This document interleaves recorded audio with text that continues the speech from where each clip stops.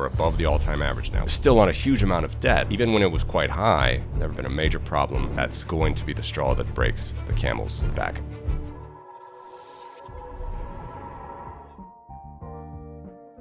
Hey everybody, welcome. My name is Matthew. Thank you so much for joining. We are continuing on with our series on the United States government debt over 230 years of data. I know I said I would give you a new look, a new view here in the last video, looking at the balance sheet of the Federal Reserve versus the outstanding debt of the government, but we're not quite there yet. One more I wanted to show you, and that is just the interest expense that the federal government has to pay every year, not as a percentage, as I showed you before, just in other words, the interest rate percentage of the debt, but as a fraction of how many pennies on the dollar that expense is of taxes taken in. Okay, so how many pennies on every dollar of taxes that the federal government earns or takes in from its citizenry every year. I'm going to show that right now. Don't have all-time data here, unfortunately, starting at just around the Great Depression. The interest expense on the United States government debt, you can see immediately the all-time high was during the Great Depression, where taxes were low and the interest was high relative to the debt. Actually, 61 cents on the dollar at the peak of the Great Depression. So for every dollar that the government was taking in taxes, it was paying out in this period of 1932, trailing 12 months, 61 cents in interest to the U.S. government's creditors. Foreign creditors, the Federal Reserve, other creditors. But as I've showed you before, the Federal Reserve actually had a pretty low amount of holdings. It is true that they increased the print to subsidize the deficit a lot here during the Great Depression, but I'll show you in the future video, it still was a very relatively small percentage of the United States government debt that the Federal Reserve owed. But it is true that this increased here, this interest and print of pennies on the dollar during the Great Depression. So that slowly fell, and then during World War II, a little bit of a peak, a boost here again to 30 cents on the dollar interest payments that the federal government had to pay.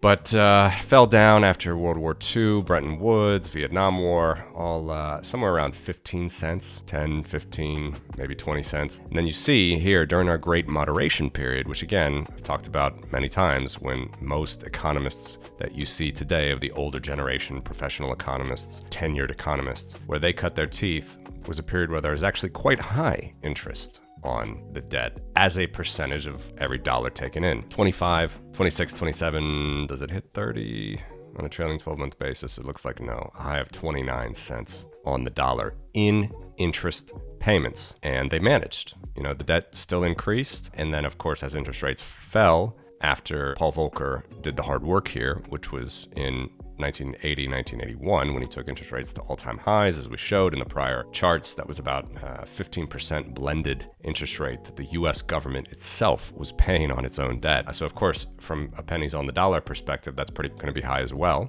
and it was. But then it fell down. Down, and even more, until where we get to actually the all-time low interest rates here. Still on a huge amount of debt, but all-time zero, near zero interest rates in the United States. What was that penny on the dollar interest payment? What did it represent? 14 cents, 15 cents, 16, 17 cents. And even during COVID, when they were trying to raise interest rates before, it got up to 17 cents on the dollar, then fell back down to 14 cents, and now it's rising up again. It's rising up again to 22 cents on the dollar.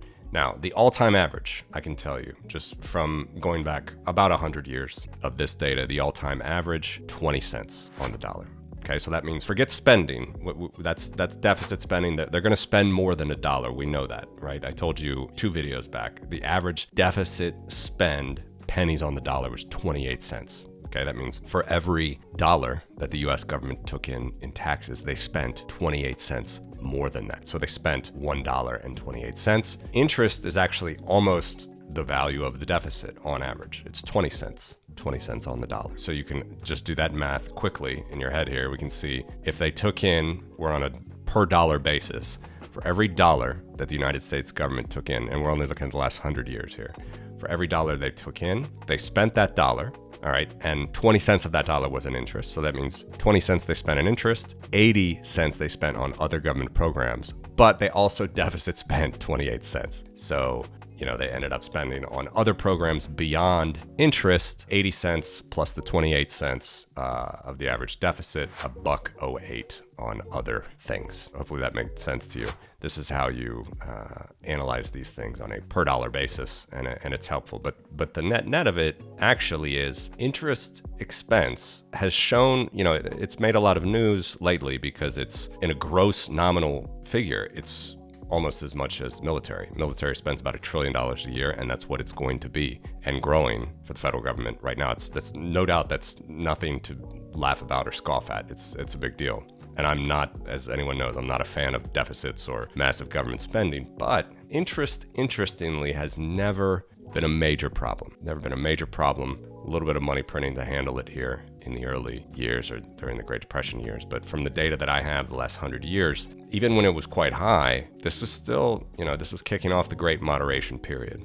Again, Federal Reserve shouldn't be manipulating interest rates the way that they do, but they do. That's how the system is. And on average, it's 20 cents on the dollar. So 20% of every tax dollar taken in goes to pay the banker, goes to pay the creditor. So nothing to scoff at, and it is rising. We're above the all-time average now. We were at a comfortable, let's say 14 cents on the dollar 2 years ago. And now with the rise in interest rates, we are over 20 cents at 22 cents on the dollar.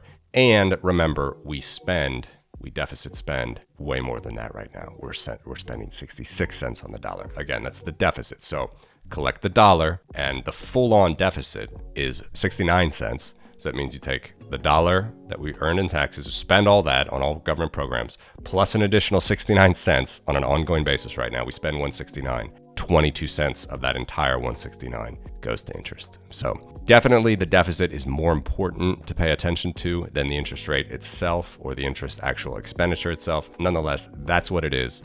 That's the amount.